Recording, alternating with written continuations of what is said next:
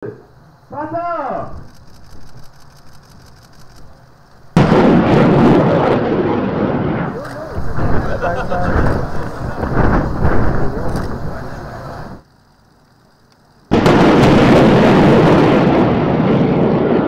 There was a plan to take back Taiwan by 2027. So the US was expecting a war with China in 2027. No?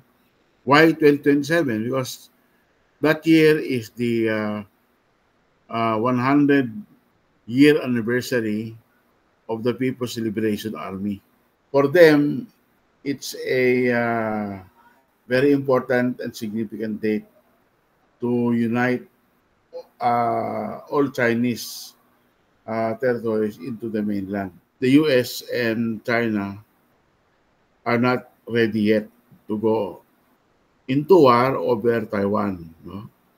But Xi Jinping is really committed to take back Taiwan to be part of China, no? Because they consider Taiwan as a renegade province.